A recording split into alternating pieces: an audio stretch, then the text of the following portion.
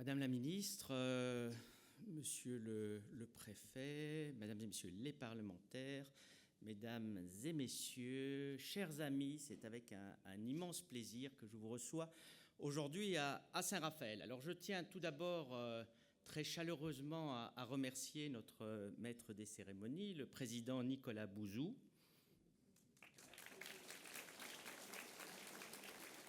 ainsi que les 60 conférenciers qui vont être présents sur ces 3 jours. Alors on a les habitués, bien entendu, je n'oublie personne, Pierre Gattaz, Gérald Bronner, Pierre-Henri Tavaillot, Frédéric Dabi, cher Frédéric, Laurent Alexandre, Pascal Perrineau, Pierre Mentata, Jeannette Bougrabe, Aurélie Jean, Hervé Novelli, Robin Rivaton. Donc ce sont nos habitués qui seront parmi nous tout au long de ce week-end. On peut aussi les applaudir.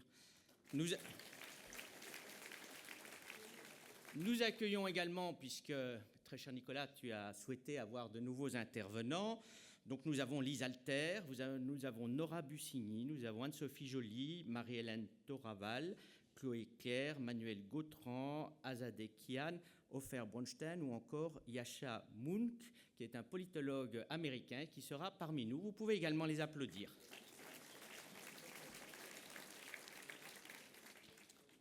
Luc Ferry m'a demandé de l'excuser. C'est vrai que ça avait été le fidèle parmi les fidèles. Donc il a une pensée pour nous. Il aurait aimé être parmi nous. Et Bruno Le Maire, mais qui est séquestré au Sénat ou à l'Assemblée nationale. Non, mais je l'aimais bien, Bruno Le Maire. Il était toujours très optimiste.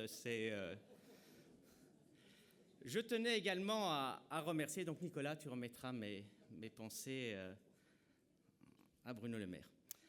Alors, je tiens à remercier aussi tout particulièrement, et il faut le souligner, à l'heure où on a un débat aussi sur les fonctionnaires, sur le nombre de fonctionnaires et le travail qui est réalisé, tout le personnel de la ville qui est mobilisé depuis plusieurs mois, c'est presque 1 an de travail, pour faire les rencontres de l'avenir. Ce sont près de 120 agents qui vont être mobilisés au cours de ces 3 jours. Vous en avez 59 à la direction des affaires culturelles et du Palais des Congrès pour la technique, le placement, la billetterie, l'accueil. Vous avez bien entendu la police municipale avec près de 40 agents pour la sécurisation de cet événement au cours de ce week-end.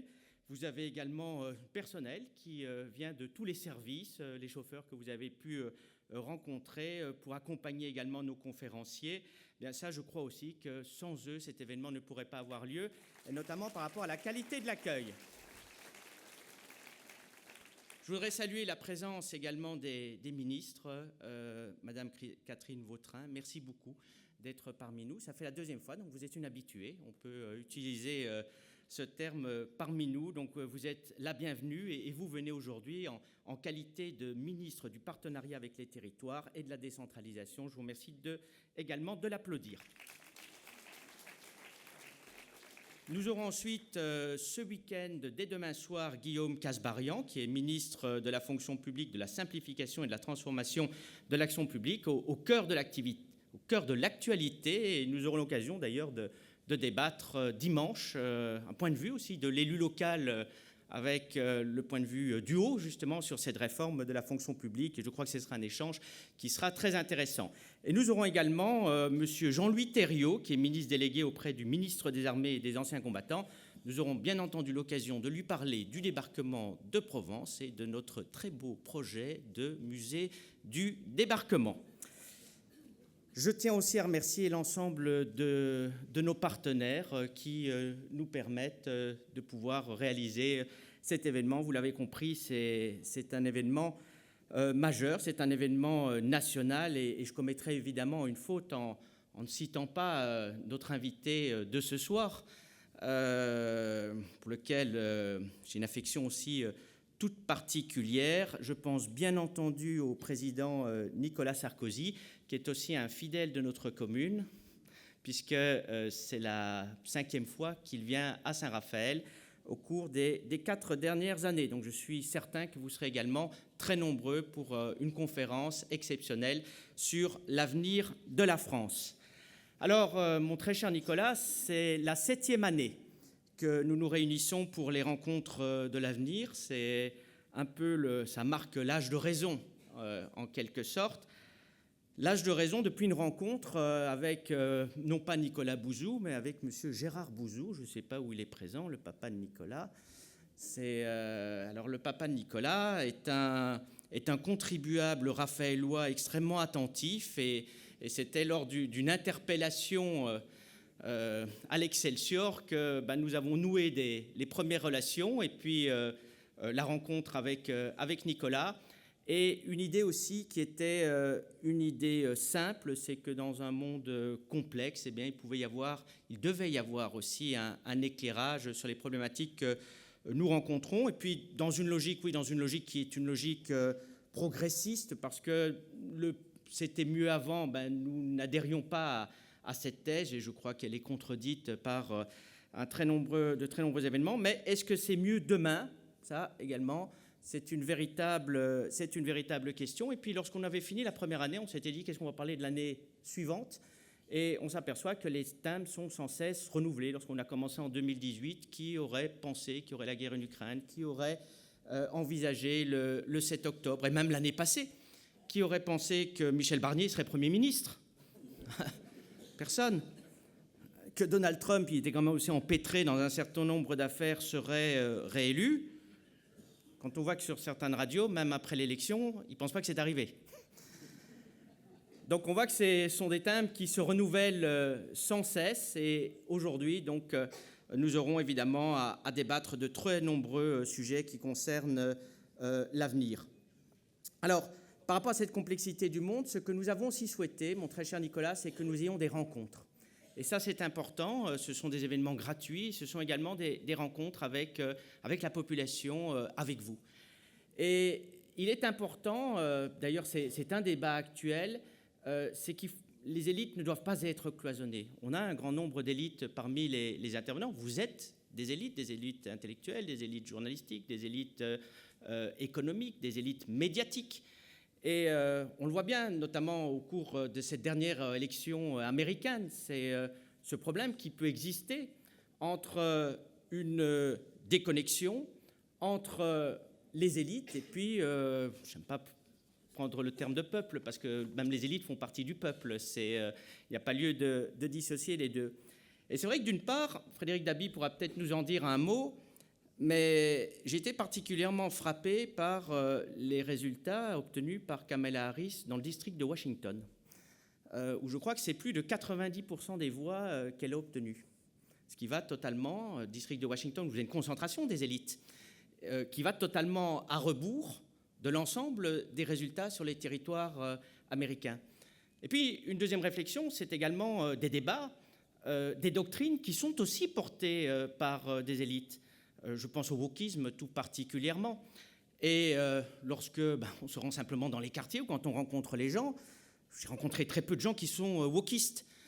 Si on va dans un quartier populaire, qu'est-ce que le wokisme? C'est tout à fait une abstraction.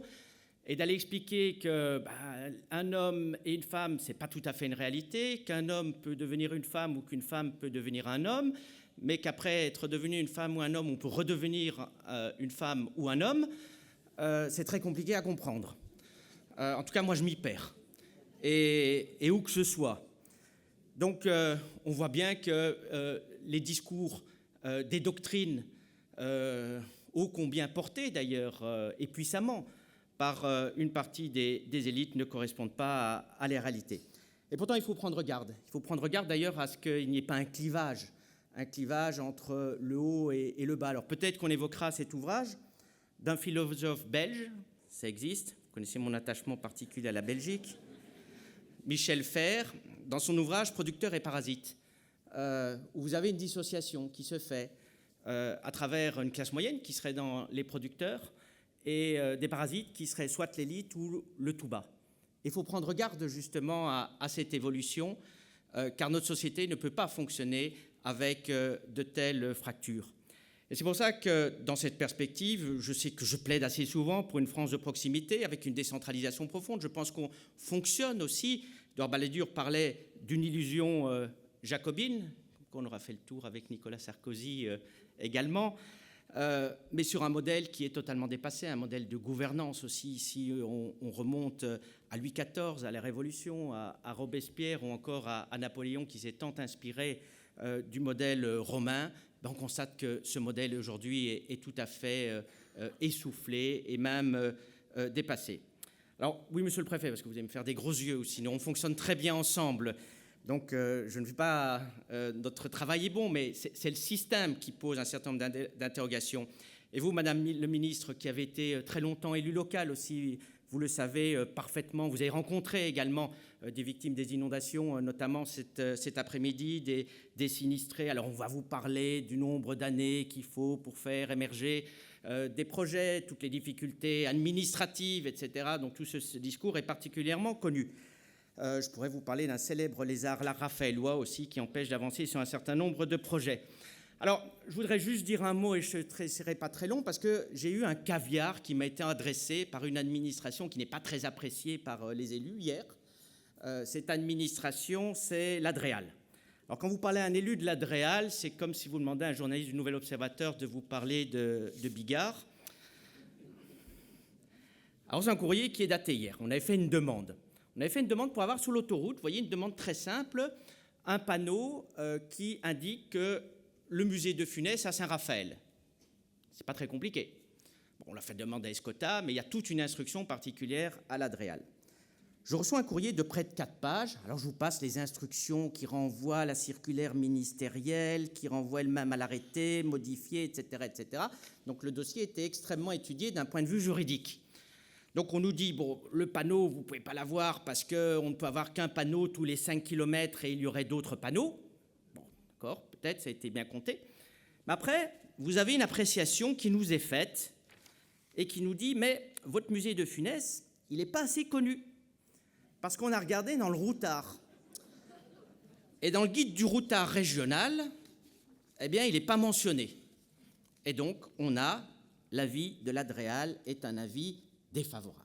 Alors vous voyez, ce sont des petites choses, et je prenais cet exemple parce que ça peut paraître anecdotique, mais ce sont ces exemples souvent anecdotiques qui épuisent. Notre musée de Funès, c'est plus de 60 000 personnes par an. Je fais un clin d'œil à notre amie Julia. Nous avons reçu plus de 200 000 personnes. Et c'est vrai que là, les citoyens ont parfois du mal à se dire on paye des impôts pour avoir ce type d'études ou d'avis. Ce qui m'amène à proposer, parce qu'après Nicolas Sarkozy, on ne savait pas plus qui inviter l'année prochaine, on en parlait avec Nicolas, peut-être Xavier Milei avec sa tronçonneuse, alors, ou Elon Musk, mais on n'a peut-être pas les moyens à Saint-Raphaël, donc on proposait peut-être simplement à proposer à ce monsieur une visite du musée de Funès. Alors, tout ça, ça nous montre que le mal est effectivement profond dans l'état profond. Il y a de la simplification. Plus que de la simplification, c'est peut-être une révolution par le bas. Frédéric Dabi va nous présenter son étude d'ambiance par l'IFOP et qui va révéler aussi que 69% des Français veulent aussi plus de proximité. Alors, on le voit bien, ces rencontres donc, vont être particulièrement riches. Ces rencontres, ce sont des moments d'échange, ce sont des moments riches, ce sont des moments où on se parle franchement, où on se parle directement, avec honnêteté, toujours de manière respectueuse et puis évidemment dans un esprit de détente. Pour une vision collective, soyons aussi peut-être un petit peu disruptifs. Vous l'avez compris, Madame les ministres, si vous proposez la suppression de l'Adréal, vous aurez des amis à Saint-Raphaël. Pour penser l'avenir, tous ensemble, je vous remercie encore les uns et les autres pour votre présence et je vous souhaite d'excellentes rencontres de l'avenir. Merci à tous.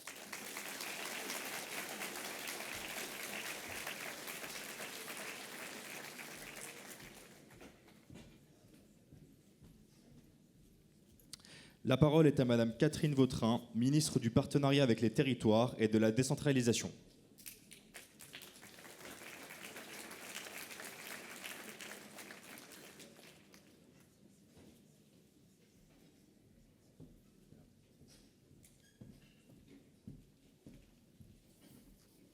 Monsieur le maire, merci pour votre accueil ici à Saint-Raphaël. Monsieur le préfet, Merci de m'accompagner, Madame la sénatrice. Quel plaisir de vous retrouver ici sur votre territoire. Madame la conseillère régionale, merci à vous de représenter l'ami Renaud Muselier. Mesdames et messieurs les élus, dans la diversité des fonctions qui sont les vôtres, mesdames et messieurs l'ensemble des personnels, des membres des associations, mesdames et messieurs, monsieur le maire, vous avez il y a un instant rendu hommage à vos personnels municipaux en expliquant combien sans eux, il n'y aurait pas de manifestation.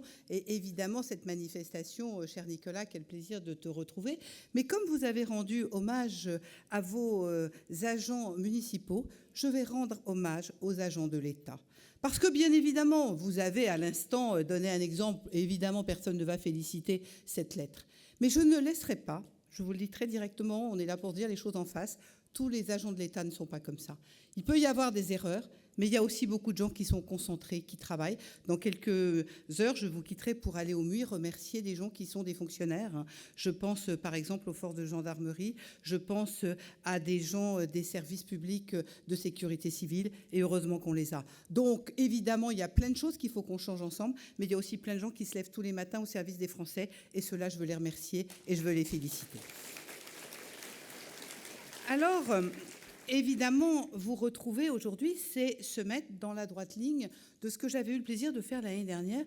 J'étais venue parler logement à l'invitation de Nicolas, sujet d'une brûlante actualité, et sujet d'ailleurs qui interpelle nombre de nos concitoyens, parce que, et quand Frédéric, que je salue, nous parlera tout à l'heure, évidemment, de l'inquiétude des Français, je n'aurai pas la prétention de répondre à la question, alors même que je n'ai même pas commencé mon intervention, mais je voudrais vous dire combien le logement procède incontestablement du sentiment d'inquiétude. Et il procède du sentiment d'inquiétude parce que ne pas pouvoir se loger, c'est quelque part ne pas pouvoir installer sa famille, c'est ne pas avoir la base de la cellule familiale. Parce que, qu'on le veuille ou non, c'est dans le logement, autour de ses parents qu'on se construit. Et on a tous dans notre mental le souvenir de ce fameux logement. D'ailleurs, rappelez-vous, on entend tout le temps sur les ondes une publicité sur vous allez dans cette maison, vous y retrouvez les odeurs, vous y retrouvez un certain nombre de souvenirs, c'est celle de vos parents, et aujourd'hui, il faut accompagner vos parents.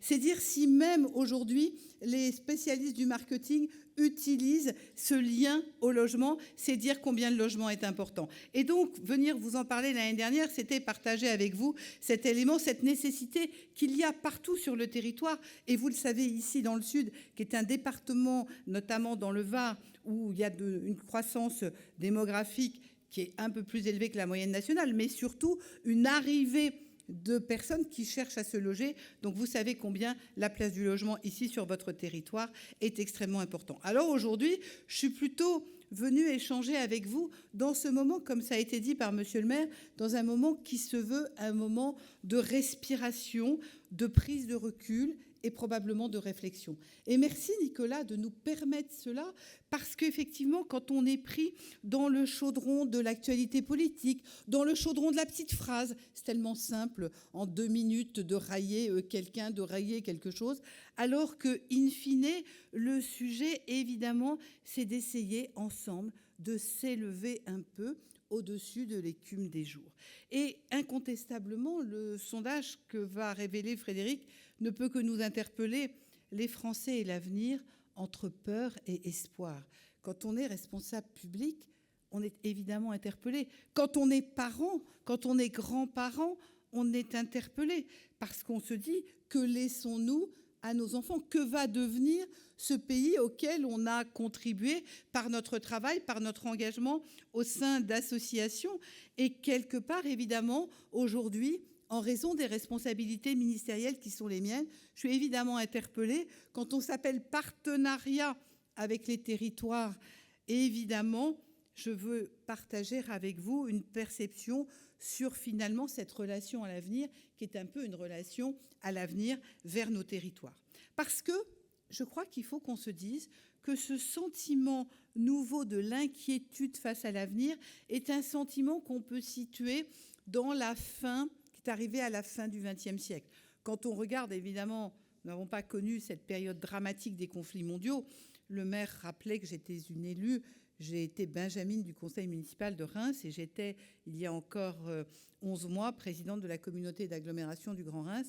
C'est vous dire s'il y a un département en France qui a été particulièrement marqué par les conflits, notamment celui de la Première Guerre, mais également celui de la Deuxième Guerre, c'est bien l'Est de la France.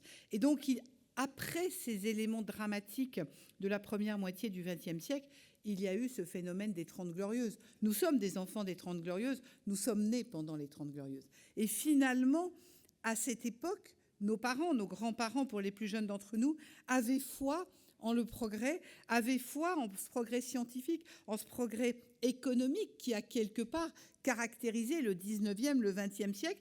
Et après, cette génération d'après-guerre était une génération de tous les possibles. On consommait, on fumait, on buvait, on conduisait vite, on se développait, on utilisait le pétrole, la pétrochimie, la raffinerie. Le monde était ouvert.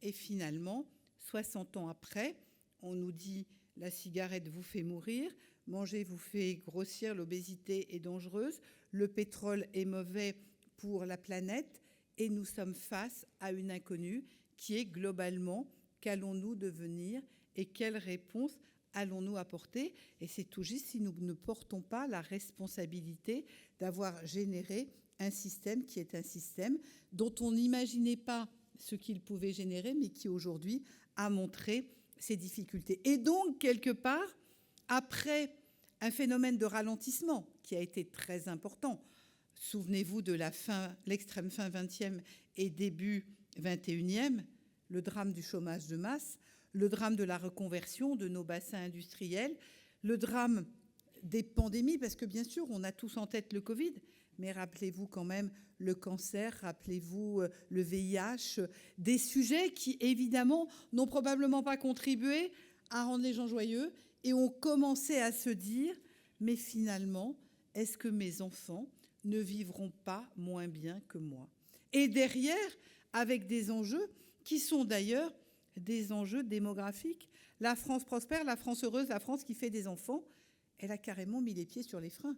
Regardez l'évolution démographique de notre pays. Et derrière, regardez les conséquences de l'évolution démographique de notre pays. Parce qu'en 2030, nous aurons plus de gens de plus de 65 ans que de jeunes de moins de 15 ans. Avec un modèle social qui est totalement bâti sur le travail. Et qui donc va nous interpeller sur aurons-nous demain assez d'actifs pour porter notre modèle social? Car s'ils ne sont pas suffisamment nombreux, se posera la question de qui portera le modèle social. C'est dire si quelque part cette prise de conscience est tout à fait importante et qu'au-delà de cette prise de conscience sur l'évolution du pays, arrive également la prise de conscience du défi environnemental qui est majeur. Et évidemment, je le dis ici, avec l'humilité de quelqu'un qui s'adresse devant des femmes et des hommes qui ont vu, quasi sous leurs fenêtres, les conséquences de ce changement climatique. En d'autres termes, la question n'est pas de se demander si ça va arriver, la question est de se dire qu'aujourd'hui nous avons la certitude que cela est devenu une réalité et que donc nous avons finalement 3 sujets. Les 3 sujets, c'est anticiper. Et là, ce qui est compliqué, c'est que finalement, il est déjà difficile de mesurer l'impact de ce que l'on fait. On a l'impression de s'être engagé dans une démarche, mais que nous sommes partis dans une course effrénée qui nous interpelle parce que finalement, nos efforts ne paient pas. Et les événements que vous avez eus le dernier week-end d'octobre disent, mais finalement, on fait des choses, mais on ne va pas assez vite. Donc le premier sujet, c'est évidemment anticiper. Le deuxième, c'est incontestablement de gérer. Mais le troisième, c'est évidemment de réparer. Et donc tous ces éléments sont des éléments qui, bien évidemment, ne peuvent que nous interpeller et ne peuvent que nous inquiéter.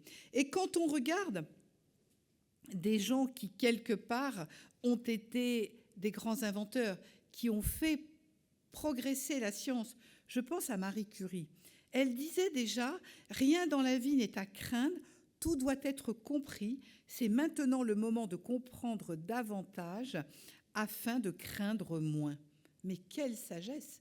Nous avons déjà là une part de la réponse à la question que nous nous posons. En d'autres termes, c'est une invitation à être en capacité de continuer à investir dans la recherche, dans le développement, parce que, évidemment, nous devons incontestablement nous mobiliser et quelque part nous ressaisir en étant conscients que, évidemment, la France toute seule ne peut pas tout régler et elle peut d'autant moins régler qu'elle est dans un avenir, dans un environnement international qui est déjà celui de l'Europe, qui n'est pas partagé par tous les Français, mais qui est aussi un sujet international majeur et d'autant plus majeur après ce que nous avons vu mercredi matin, qui est que va devenir l'Europe dans une situation économique mondiale entre les États-Unis d'un côté et la Chine de l'autre. Et là, nous avons cette question absolument indispensable qui est celle de la souveraineté française et qui est celle de la souveraineté européenne, parce que nous devons nous prendre par la main. C'est un enjeu absolument majeur et c'est probablement la première étape d'un espèce de ressaisissement national et finalement d'un ressaisissement, et Monsieur le maire, je partage votre analyse, d'un ressaisissement du territoire sur lequel on vit, c'est-à-dire comment nous rebâtissons à partir des territoires, comment notre pays part de la force de ce territoire. Et quelque part, face à cette notion de la mondialisation, il faut peut-être regarder cette notion de David Guthart, qui est la notion des people from somewhere, les gens de quelque part, et comment finalement on peut conquérir son vrai bonheur, non pas en se recroquevillant, mais en développant une excellence locale. Et quelque part, est-ce que la France n'est pas riche de ces excellences locales, chacun de nos territoires, la différenciation de chacun de nos territoires? Et c'est là où, certes, décentralisation, mais déjà déconcentration, et comment, à l'échelle de chacun de nos territoires, nous avons capacité à être des incubateurs d'idées nouvelles, c'est-à-dire finalement d'être le réceptacle d'idées nouvelles, comme le dit le Premier ministre Michel Barnier dans sa déclaration de politique générale. Les bonnes idées naissent souvent du terrain et sont souvent les plus simples. Et finalement, cette échelle, mesdames et messieurs, n'est-elle pas celle du bassin de vie vécu? Et donc, quelque part, en se ressaisissant à l'échelle de notre bassin de vie, nous avons à ce moment-là une capacité qui est une capacité de rassurer. Parce qu'à ce moment-là, on peut se dire, la peur de l'avenir, c'est peut-être un signal d'alerte qui doit nous conduire à développer la résilience face aux risques et donc, quelque part, à nous mobiliser. Mais c'est aussi revitaliser des territoires qui se sentent oubliés. Et c'est là où nous devons regarder l'ensemble de notre territoire et quelque part arrêter ces déterminants de diagonale du vide, d'une population qui serait une population qui ne pourrait pas participer à la croissance du pays. Au contraire, redonner vie aux petites villes, aux zones rurales, travailler sur des projets au sein de bassins de vie équilibrés et cohérents, c'est juste être à l'échelle de la vie de nos concitoyens, c'est-à-dire la leur. Et quelque part, pour cela, nous devons parier sur la complémentarité des territoires et non pas sur la concurrence des territoires. En d'autres termes, oui, il y a la France des métropoles, mais la France des métropoles n'est pas celle qui recèle la totalité des solutions. Nous avons une capacité à aller de façon tout à fait construite sur l'alliance des territoires. Et quand on est dans l'alliance des territoires, on ne divise plus, on rassemble. Et à partir de là, on emmène tout le monde vers un mouvement. Et pour faire cela, nous devons réenchanter la mobilité. La mobilité, c'est la capacité à apporter des solutions qui sont des solutions adaptées aux réalités locales. Plus personne n'est assigné à résidence. Tout le monde a capacité, par une mobilité intellectuelle, grâce à l'éducation, à évoluer, à se former et donc à être acteur de sa vie, et par la mobilité physique organisée sur l'ensemble des territoires, nous avons capacité à les faire rayonner. Faire rayonner des territoires, c'est aussi s'assurer qu'ils ont une capacité qui est une capacité de répondre aux fonctions qu'attendent nos concitoyens. Ces fonctions, nous les connaissons. Il y a évidemment le domaine de la santé, qui est un domaine absolument majeur. Mais un autre domaine dans lequel les fonctionnaires de l'État ne sont pas mauvais parce qu'ils sont en complémentarité avec ceux de nos territoires, c'est les maisons France Service. Avoir une maison de France Service à 20 minutes de chaque Français, c'est la capacité d'avoir une réponse aux questions qui sont posées et c'est recréer du lien. Et ça aussi, c'est un élément porteur incontestablement d'opportunités nouvelles. Quelque part, ce que nous devons chercher à faire, c'est à élargir, à relever les horizons. Et c'est la raison pour laquelle je souhaite que les territoires puissent reprendre l'initiative face à l'incertitude. Pour ça, il faut faire confiance à la démocratie locale, monsieur le maire, parce que c'est la réponse à un sentiment qui est que, quelque part, les élus locaux n'ont pas la capacité d'avancer suffisamment rapidement. Pour ça, le maire doit évidemment être à la fois en capacité d'agir, ce qui nous amène à réfléchir, bien évidemment, à la différenciation. Les problèmes du maire de Saint-Raphaël n'ont rien à voir dans toute une partie de sujets avec ceux du maire de Viremolin ou ceux du maire de je ne sais où, Nevers au hasard, peu importe. Chaque territoire a ses spécificités et c'est la raison pour laquelle nous devons encourager l'expérimentation, mais derrière son évaluation. Parce que c'est bien d'expérimenter, mais il faut voir comment les choses fonctionnent. Il faut également tester des solutions nouvelles, mais quand on parle d'avenir, il faut aussi être capable de prendre des risques. Quelquefois, il vaut mieux chuter parce qu'on s'est trop avancé que quelque part chuter parce qu'on s'est trop penché en arrière. La question, c'est dans tous les cas d'essayer de créer. Et donc, pour moi, je veux partir de bases locales solides pour avancer avec les territoires. Pour cela, on devra parler, bien évidemment, de fiscalité. Et c'est un sujet majeur. Parce qu'aujourd'hui, nous arrivons à un moment où, effectivement, on peut dire qu'il y a trop d'impôts. Mais d'un autre côté, est-ce qu'il ne faut pas se poser la question de quel est le coût des services dont chacun bénéficie? Aujourd'hui, nous sommes arrivés dans notre pays à un moment où l'impôt est finalement très concentré sur ceux qui travaillent d'un côté, j'en parlais notamment sur toute la partie protection sociale, sur évidemment tous ceux qui sont propriétaires fonciers. Et d'un autre côté, toutes celles et ceux qui aujourd'hui ne sont pas propriétaires, ne travaillent pas, non pas parce qu'ils sont en retraite, mais parce qu'ils n'ont pas d'activité à un moment où ils sont en âge de travailler, ne sont pas forcément participants à l'effort du territoire sur lequel ils vivent. Et pourtant, un maire a des charges. Une commune, ça s'entretient. Une commune, ça apporte des services. Ces services ont un coût. Et il est logique que chacun participe à ces services. Ça fait partie du pacte citoyen. Et c'est la raison pour laquelle je souhaite ouvrir ce débat avec les associations d'élus, sur la participation des citoyens à l'effort qui doit être le leur, dès lors qu'ils utilisent la ville comme étant l'un des éléments. Il y a quelques jours, la sénatrice Dumas nous interrogeait au Sénat. Elle nous interrogeait, elle est partie au départ des intempéries, en élargissant sur son propos précisément sur ce sujet qui est celui de la participation. Parce qu'être un citoyen responsable, c'est être un citoyen engagé. Et un citoyen engagé, à l'échelle de ses moyens, il doit être en capacité de participer. Et donc, vous le voyez, on a d'un côté la notion d'équilibre, d'alliance des territoires, on a toute la partie de la formation, bien évidemment. Et quand je parle de formation, je ne peux pas ne pas dire un mot d'espoir sur le progrès technique. Parce qu'aujourd'hui, alors on entend beaucoup parler de l'intelligence artificielle qui pourrait nous ouvrir un nouveau cycle de Kondratiev. Je ne sais pas si c'est de cela dont il faut parler, mais en tout cas, s'il y a inquiète dès lors qu'elle s'autonomise et qu'elle est hors de contrôle, l'intelligence artificielle, quand on sait la manier, apporte des réponses. Et je pense notamment à la domotique sur tous les sujets du handicap, du vieillissement, qui est une réponse incontestable. Quand nos concitoyens veulent vieillir à domicile, la domotique est incontestablement un exemple qui peut aider. Et donc je crois que quelque part, nous avons besoin de dire oui, pourquoi pas, mais sous contrôle et bien évidemment en maîtrisant et en évaluant.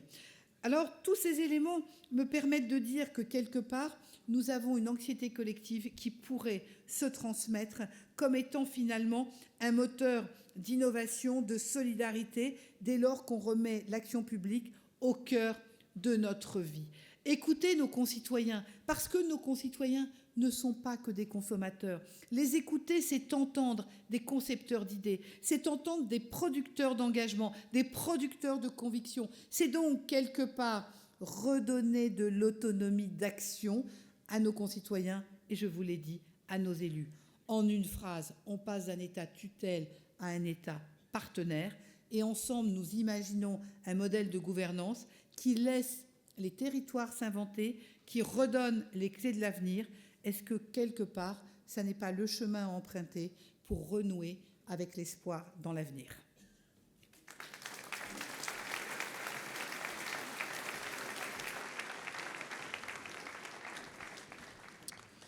Avant la première table ronde intitulée « Les Français et l'avenir entre peur et espoir », la parole est à Nicolas Bouzou, président des Rencontres de l'avenir.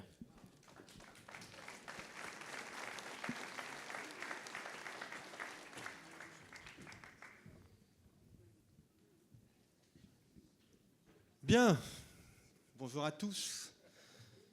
Madame la ministre, chère Catherine, monsieur le maire, monsieur le préfet, mesdames et messieurs les élus, c'est évidemment un immense plaisir et un immense honneur de lancer chaque année, depuis 7 ans maintenant, monsieur le maire, vraiment merci pour ce magnifique accueil que tu nous proposes chaque année et que la ville de Saint-Raphaël nous propose chaque année. Il n'y a vraiment pas de meilleur endroit en France pour faire ces rencontres de l'avenir qui sont devenues l'un des principaux événements nationaux en France, sur le plan intellectuel, sur le plan culturel, sur le plan politique. Alors je vais être extrêmement concis parce que la ministre a déjà dit un certain nombre de choses avec lesquelles je suis complètement d'accord, et notamment la question de la puissance de la France dans le cadre européen qui, à mon sens, est le grand sujet de ces rencontres. Évidemment, suite à l'élection de Donald Trump à la présidence des États-Unis il y a quelques jours, mais suite aux différentes menaces auxquelles nous faisons face, le grand sujet pour la France, c'est de retrouver de la puissance et de l'autonomie sur le plan scientifique, sur le plan technologique, sur le plan économique, sur le plan géopolitique, sur le plan militaire. Et c'est ça l'agenda grandiose qui s'ouvre à nous. Et c'est ça ce dont nous allons parler durant ces 3 jours. Et je voudrais vous faire partager une conviction d'ailleurs qui est celle de tous les intervenants qui se succèdent sur cette scène depuis maintenant 7 ans et encore cette fois-ci. C'est que nous croyons que pour atteindre ces objectifs, la foi dans la raison, dans la rationalité, dans la science, dans le progrès, le travail, le courage, l'intelligence, c'est ça ce qui va nous permettre de réussir. Ce sont les valeurs des Lumières, au fond. Et ça tombe bien, parce que la quarantaine d'intervenants qui va se succéder sur cette scène pendant ces 3 jours, ce sont évidemment des gens qui travaillent énormément, mais ce sont des gens qui ont beaucoup de courage, et ce sont des gens qui ont beaucoup d'intelligence. Et voilà très exactement ce dont notre pays a besoin. Voilà. Je vous souhaite 3 bonnes journées de rencontres de l'avenir. Et j'invite à monter sur scène, comme chaque année, Marie Viseau du Figaro, qui nous fait l'honneur et le plaisir d'animer la table ronde inaugurale de ces rencontres chaque année. Notre ami Frédéric Dabi, bien évidemment, qui réalise, donc directeur des études de l'IFOP, mais enfin tous les Français connaissent Frédéric, bien évidemment, si, et qui nous fait le plaisir et l'honneur de réaliser en exclusivité pour les rencontres de l'avenir de Saint-Raphaël un sondage. Et puis Madame la ministre, chère Catherine, si vous voulez bien, si tu veux bien, on se connaît bien, nous rejoindre pour cette discussion qui durera une vingtaine de minutes. Tu te mets là ? Marie. Bonjour à tous. Alors, comme le disait Nicolas, effectivement, c'est un vrai plaisir de vous retrouver sur cette table ronde inaugurale des 3 jours des rencontres de l'avenir.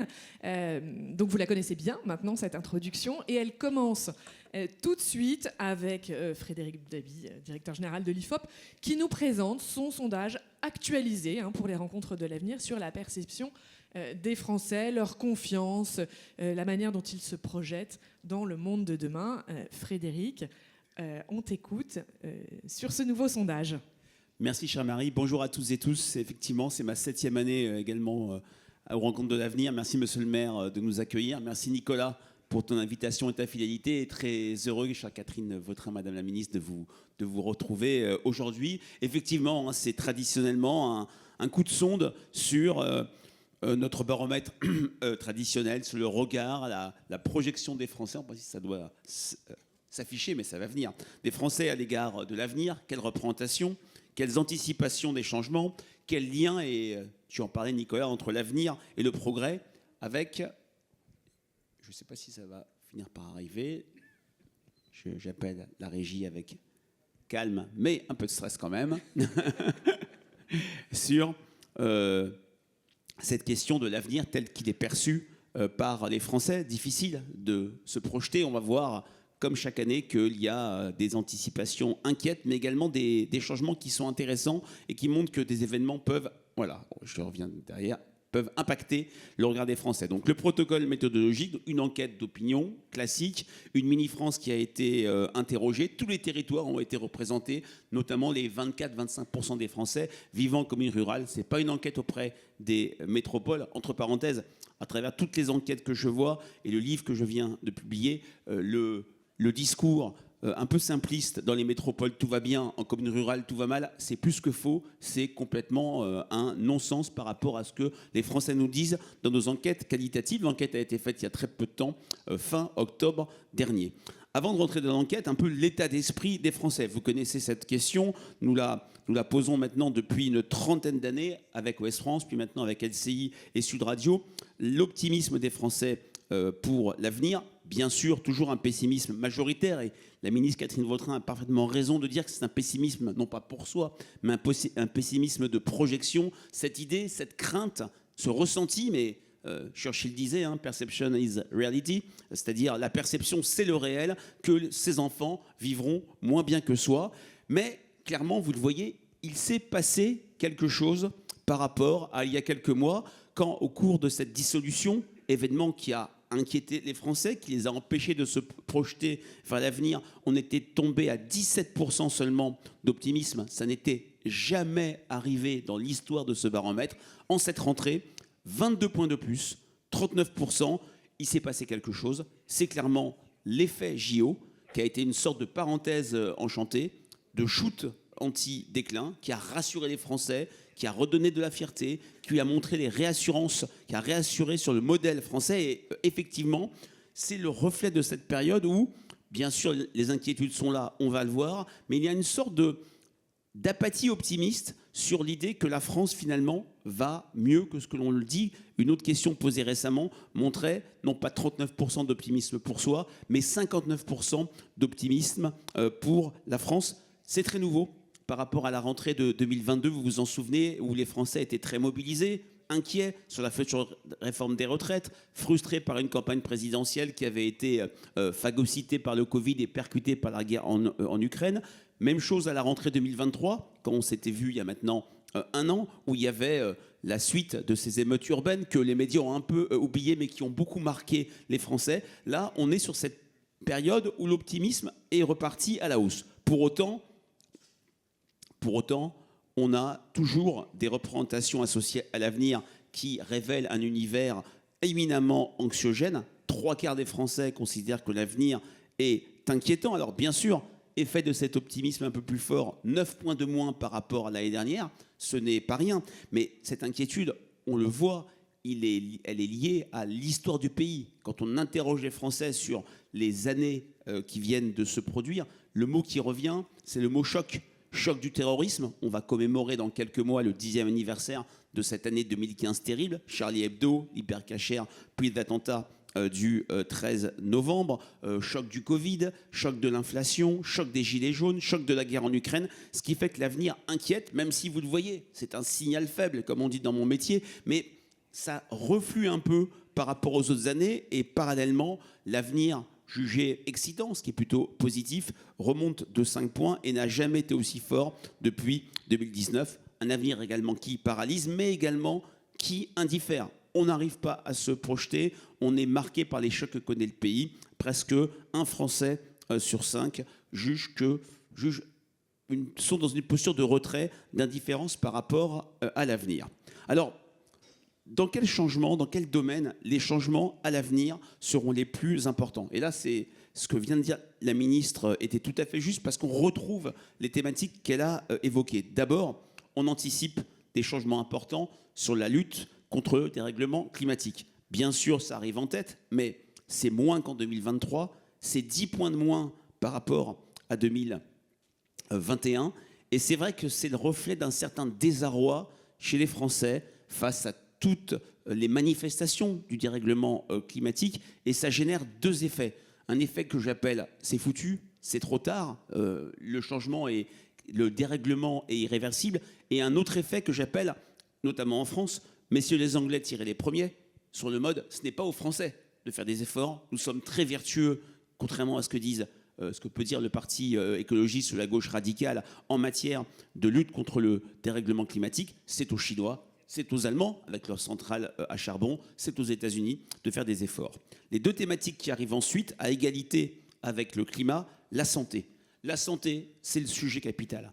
La santé, ça fait 6 ans que c'est la première des préoccupations des Français. Ça a commencé avant le Covid. Pour la première fois, c'était en août 2019 dans le baromètre IFOP fiducial pour LCI et Sud Radio. La santé, c'est l'intime, c'est l'intérêt général, c'est le collectif, c'est l'individuel. Et n'oublions pas que la mauvaise petite musique sur la France qui tombe, sur le déclin, elle se cristallise, elle se décline sur deux institutions, l'école et l'hôpital. Donc effectivement, là, on voit que le modèle social est challengé et on espère des changements dans les années à venir. Troisième thématique, je ne vais pas toutes les égrener, n'ayez crainte, ma chère Marie, mais la sécurité des personnes et des biens, plus 5 par rapport à l'année dernière. Voilà un sujet qui s'invite de plus en plus dans les préoccupations des Français. C'est un sujet qui n'est plus clivé entre la gauche et la droite. Il y a un décalage entre ce que nous disent dans nos enquêtes les sympathisants ou le peuple de gauche et ce que nous disent les leaders de la gauche, notamment de la France insoumise, qui rejoint un clivage gauche-droite qui n'existe plus. Et cette question d'insécurité challenge l'impuissance de l'État, la perte d'autorité de l'État, sa difficulté à nous protéger. Par rapport à l'année dernière, on voit aussi une baisse des mouvements de population entre les territoires. Deux éléments avant de venir à nos deux questions d'actualité.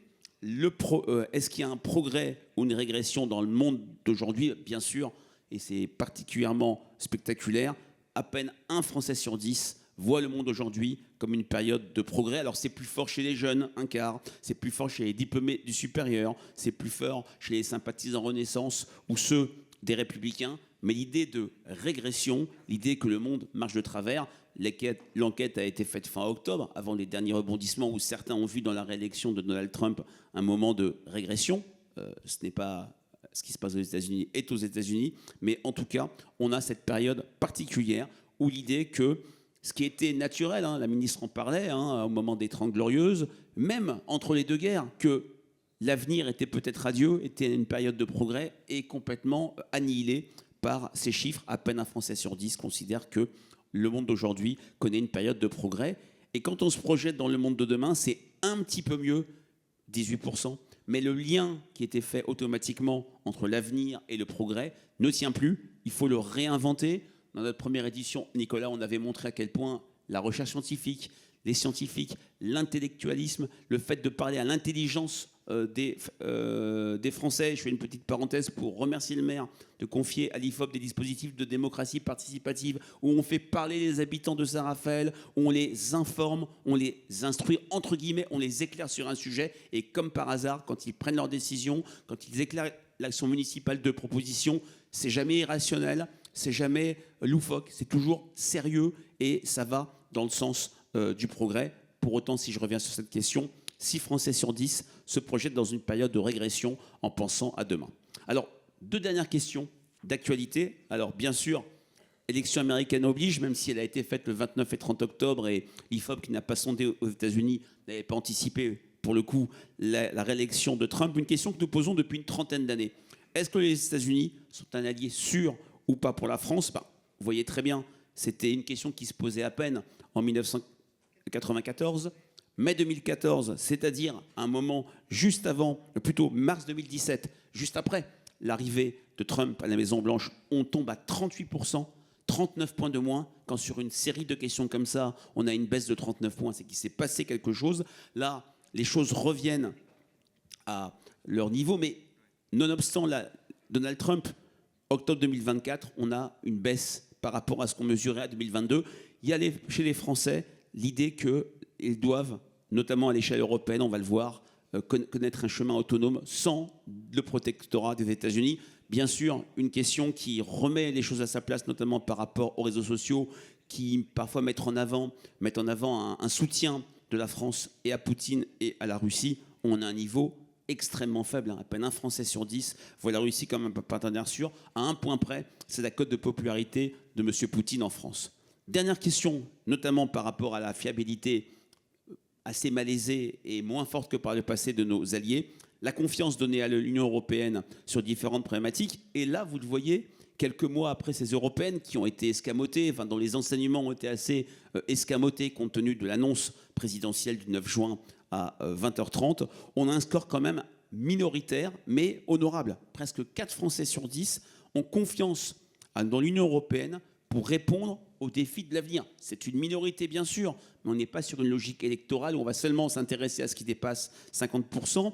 On a vu, c'est le reflet du recul de l'euroscepticisme à travers toutes nos enquêtes. Même les partis plutôt peu favorables à la construction européenne sont beaucoup moins disert et beaucoup moins prolixe sur la question de l'anti-Europe. Les Français ont vu l'Europe pendant le Covid, pendant la guerre en Ukraine. L'Europe est maintenant incarnée. Et c'est vrai que c'est peut-être ma conclusion sur cette question des défis de l'avenir. Les Français ont intériorisé peut-être la célèbre phrase de François Hollande. Je ne sais pas si le président Sarkozy appréciera que je cite François Hollande quelques heures avant son arrivée. Vous ne lui direz pas, s'il vous plaît. Mais voilà, c'est vrai que la phrase de François Hollande pendant la campagne de 2012, l'Europe n'est pas le problème, l'Europe est la solution. De plus en plus, même parmi les personnes aussi vis-à-vis de l'Europe, cette idée fait son chemin dans le pays. Je vous remercie. Merci beaucoup Frédéric pour cette présentation. Alors Madame la Ministre, beaucoup de choses dans ce que vient de présenter Frédéric Dabi. Peut-être de but en blanc, j'ai envie de vous demander votre réaction. Est-ce que vous êtes surprise par ces chiffres? Alors moi, je le dis tous les ans, je suis toujours marquée par cette proportion de Français qui considèrent que nous vivons une période de régression et qui ne voient pas l'avenir comme étant un facteur de progrès. Est-ce qu'on peut vous faire réagir, vous demander un mot là-dessus, qui est quand même un des principaux enseignements de ce sondage? Merci beaucoup. Moi, je suis comme vous, et si on prenait, j'aurais un peu envie de dire regarder Talleyrand, c'est-à-dire que de temps en temps, quand on se compare, on s'inquiète, mais je ne suis pas sûre qu'il y ait tellement autant de raisons de s'inquiéter. Regardons ce qui se passe ailleurs. Et je pense qu'il y a un moment où ça dépend aussi de chacun d'entre nous de mettre en avant ce dont nous bénéficions en France. Parce que je ne suis pas là pour nier les résultats. Je mesure, comme tous les Français, les sujets de sécurité, les sujets de santé, enfin tout ce qui a été dit tout à l'heure. Mais je pense qu'il faut qu'on mesure les points de progrès sans oublier tout ce qu'on a comme éléments qui fonctionnent bien. Parce que, et je vais être très provocatrice, même si, évidemment, il faut faire mieux l'hôpital, même si les urgences doivent être mieux organisées, on a à côté de ça, en matière d'accompagnement sur des sujets extrêmement lourds, des techniques médicales et des réponses médicales qui existent. Et il faut voir les deux en se disant c'est quand même dommage que tout cet aspect très positif soit abîmé quelque part par le quotidien qui ne donne pas l'image dont on a besoin. Ça, c'est le premier élément. Le deuxième élément sur lequel je veux vraiment réagir, c'est la partie européenne. Parce que moi, je suis convaincue qu'une part de la solution est européenne. Elle est européenne parce que d'abord, il faut être conscient qu'il y a des politiques publiques qui aujourd'hui sont des politiques publiques plus européennes que françaises. Je vais prendre un exemple. L'agriculture, ça se joue beaucoup plus à Bruxelles que ça ne se joue aujourd'hui en France. Et vous le savez, Michel Barnier est quelqu'un, je n'ai pas besoin de vous expliquer la carrière européenne de Michel Barnier. C'est un des éléments de la fierté française. C'est quand même lui à qui on a demandé de régler le Brexit. Bon. Et Michel Barnier, je peux vous dire, nous a donné à tous des feuilles de route extrêmement précises sur la responsabilité, entendez-moi bien, de chaque ministre de connaître ce ou ces... Moi, j'ai 3 commissaires européens référents. Je peux vous dire que j'ai déjà pris les rendez-vous pour aller les voir. Parce que, quelque part, on a aussi à faire ce travail qui consiste à aller chercher, d'une part, voir, allez, je vous le fais un peu de façon triviale, l'argent là où il est, mais aussi être présent. Parce que quand on parle tout le temps de l'inflation des normes, par exemple, il faut être conscient que si les Français ne sont pas présents à Bruxelles pour aller s'opposer à certaines normes, les normes sont votées, et là je vais faire comme le maire, je vais vous dire non seulement elles sont votées, mais quand on les transpose, quelquefois on les surtranspose. Donc là, on a au moins deux actions. La première, c'est peut-être d'être présent pour ne pas voter ce qui ne nous va pas, et deuxièmement, c'est de ne pas surtransposer. Et bien, je peux dire que si on fait ça, on améliorera incontestablement le moral des élus et le moral des Français. J'ai envie d'aller un petit peu plus loin encore dans cette question. Est-ce que vous pensez qu'il y a un écart considérable entre la réalité et la perception, ce paradoxe entre la réalité et le ressenti? Parce que finalement, bon, on ne va pas parler d'endettement ici, mais la France va plutôt bien, le taux de chômage est plutôt bas, la France est plutôt attractive. Non, alors, on va quand même se dire qu'on a un sujet de finances publiques majeur. On a un gros sujet de finances publiques. Mais surtout, non, mais attendez. Et on va en reparler. Moi, je vois tout le monde sourire. Mais le gros sujet de finances publiques, il est surtout qu'il faut qu'on se dise qu'on est tous picousés à l'aide publique. Et la vraie question qu'il faut se poser, et c'est peut-être ça aussi la question qui fait peur à tout le monde, alors peut-être pas à vous, mesdames et messieurs qui êtes dans la salle, mais qui fait peur à un certain nombre de gens, c'est de se dire est-ce que ça va continuer? Parce que la vraie question de fond, et je peux comprendre que ça soit anxiogène pour certains, c'est avons-nous effectivement les moyens d'avoir un accompagnement public aussi lourd? Je vais vous citer 3 chiffres. Je vais prendre le modèle social. Donc, vous savez, on a 5 branches dans le modèle social. Vous avez la retraite, vous avez la santé, vous avez la famille, vous avez le handicap et vous avez les accidents du travail, maladies professionnelles. Ces 5 branches représentent 670 milliards d'euros. C'est une dépense sur 2 dans le pays. Ça veut dire, si on arrondit pour la facilité de l'exercice, nous allons nous dire que nous sommes 67 millions de Français. Ça veut donc dire que chaque année, le travail paie 10 000 euros par Français par an de dépenses. Ça fait 29 euros par jour. Est-ce que, raisonnablement, on a les moyens de faire ça? Je ne vais pas vous donner une litanie de chiffres, ce n'est pas moi qui manie les chiffres, c'est Frédéric. Je vais vous donner 2 éléments. Les transports sanitaires, je ne dis pas qu'il n'y a pas besoin, je vous donne juste le chiffre. 6 milliards d'euros par an de transports sanitaires. 6 milliards d'euros par an. Les fameuses indemnités journalières, l'inverse de l'arrêt de travail en français dans le texte, 9,5 milliards. Je m'arrête là, parce que tout ça, c'est incontestablement... Alors, je ne vais évidemment pas dire qu'il ne faut pas en faire, mais est-ce que réellement, il faut en faire autant? Il y a incontestablement une question à se poser, et se la poser en responsabilité, en se disant qu'est-ce qu'on veut réellement garder, qu'est-ce qui a du prix, du poids à nos yeux, ou si je vous la fais diversement, combien avons-nous envie de payer pour quel service public? Alors ça peut être anxiogène, mais c'est de la responsabilité collective. Mais effectivement, la question des moyens, c'est un sujet un peu plus brûlant et d'actualité. Vous savez tous, il va falloir faire mieux avec moins d'argent. Je vois que ça fait réagir Nicolas. Et Madame la Ministre, vous allez devoir le dire aux collectivités locales aussi, puisqu'elles vont être mises à contribution à l'effort budgétaire, elles aussi. Et oui, Nicolas, c'est un sujet qui te tient à cœur, cette question des finances publiques. Il y a eu un vent de fronde quand Marie Viseau a dit que la situation en termes d'emploi et d'attractivité était bonne. Mais comme je ne suis pas démago, elle a raison. Elle a raison, et c'est l'un des débats d'ailleurs que j'ai avec le gouvernement, dans lequel je compte beaucoup d'amis. Mais néanmoins, c'est de ne pas casser ça, notamment avec des mesures fiscales qui, je l'ai déjà dit publiquement, donc je ne vais pas le redire ici, même si on est entre amis, me semblent excessives par rapport à ce que notre économie peut supporter. Et juste, je complète, parce que je suis entièrement d'accord avec ce qu'a dit la ministre sur la question des finances publiques. Le maire m'a lancé une pique amicale tout à l'heure quant à mon amitié pour Bruno Le Maire. Voilà, exactement. Mais évidemment que les finances publiques n'ont pas été bien gérées ces dernières années. Je partage complètement. Simplement, ça fait très exactement 50 ans que nous sommes en déficit public. Et la France souffre, vous, moi, nous, tous, citoyens, entreprises, élus, etc., nous souffrons d'une addiction à la dépense publique dont nous allons devoir nous sevrer, ce qui est un effort, évidemment, pour tout le monde. Voilà ce que je voulais dire. Et moi, je pense que vraiment, Nicolas, je suis complètement d'accord avec toi sur ce point-là, je crois l'avoir exprimé. Alors maintenant, effectivement, le budget est extrêmement difficile, vous le savez. Il est difficile pour deux raisons. D'abord parce qu'il y avait une contrainte budgétaire qui est que Michel Barnier est nommé en septembre, le gouvernement formé le 21 septembre, et vous connaissez les délais constitutionnels qui sont ceux du vote du budget. Donc effectivement, et la copie adressée par Bercy est très sévère. Il y a deux éléments. Le premier, c'est la dette publique, 3 228 milliards d'euros. C'est 3 milliards, on n'en parlerait pas. 3 228 milliards d'euros. Le point majeur, nous payons chaque année 55 milliards, c'est le coût de la dette. Troisième élément, nous avons à replacer une partie importante de la dette en début d'année. Et évidemment, alors quand on vous dit qu'on s'arrache la dette française, on ne s'arrache pas à n'importe quel coût. Et donc la question, c'est à quel coût on replace la dette française. Actuellement, la dette, c'est le deuxième poste budgétaire derrière l'éducation nationale. Ça, c'est pour la masse des chiffres. Après, je l'ai dit partout, Nicolas, et je pense que tu peux m'en donner acte, j'ai toujours été en contre ce qui a été dit par Bercy. Je ne suis pas solidaire sur les 16 milliards des collectivités et sur les dépenses des collectivités. J'ai présidé un EPCI pendant 10 ans. Ma durée de remboursement de la dette, c'est 2 ans.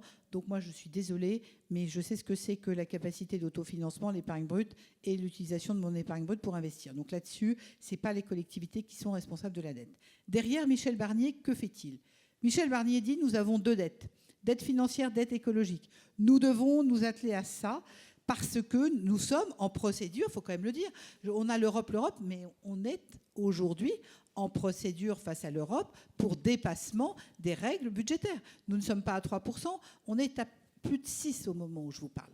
Donc la marche que Michel Barnier nous demande de passer tous ensemble, c'est d'aller à 5 en 25. Cette marche, Nicolas, est très haute. Tu as raison et c'est ça ton inquiétude. Et je vois bien le risque récessif que tu imagines derrière. La volonté a été de dire... Premièrement, le sujet, c'est de la non-dépense, parce que vous gérez tous vos budgets. Quand on veut faire des économies, on commence par arrêter les dépenses. Excusez-moi pour cette approche extrêmement basique, mais c'est quand même un élément. Donc, non-dépense, 20 milliards de la part de l'État. Je peux vous dire que c'est pas simple. 15 milliards, c'est les affaires sociales, je viens de vous donner les chiffres, et 5 milliards chez les collectivités. Une fois qu'on a dit ça, c'est la copie de départ que j'appelle la V0. Monsieur le maire, ne vous réjouissez pas, mon bas de page ne sera pas à 0. Mais l'objectif, c'est quand même d'essayer de discuter avec le gouvernement, avec les associations d'élus, je travaille beaucoup avec eux, pour regarder comment on peut arrondir un peu les angles et essayer d'être vigilant dans ce qu'on fait.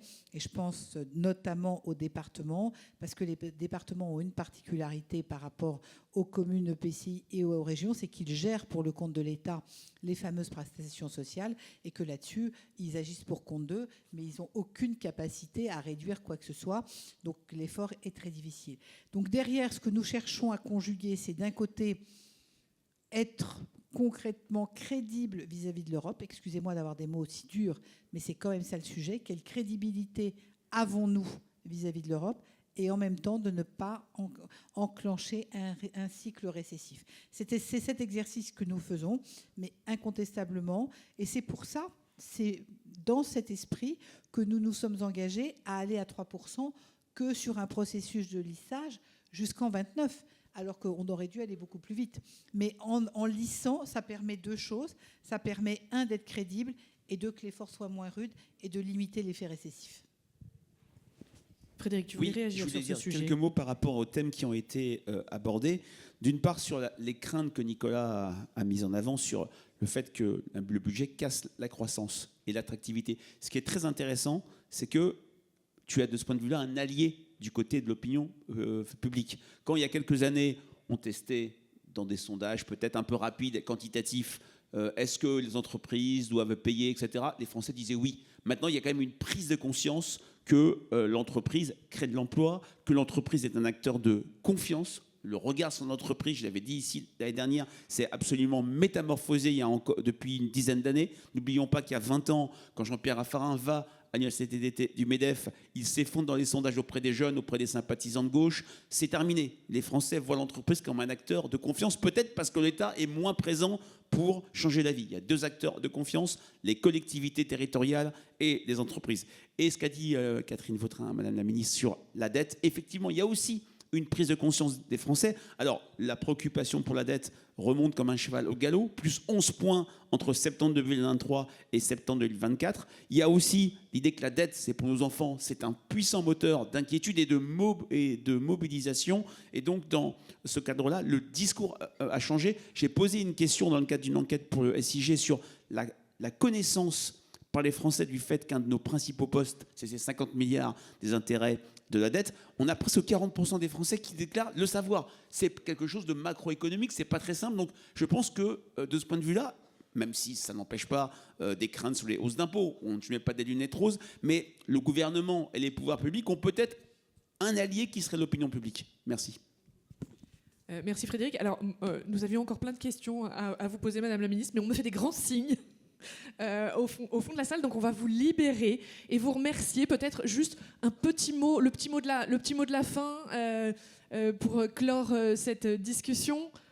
D'abord, c'est de remercier Monsieur le maire, de remercier Nicolas et de vous dire que je suis très triste parce que j'aurais, 1, adoré continuer cette discussion et 2, participer à l'ensemble des entretiens et 3, vous embrasser Nicolas Sarkozy pour moi.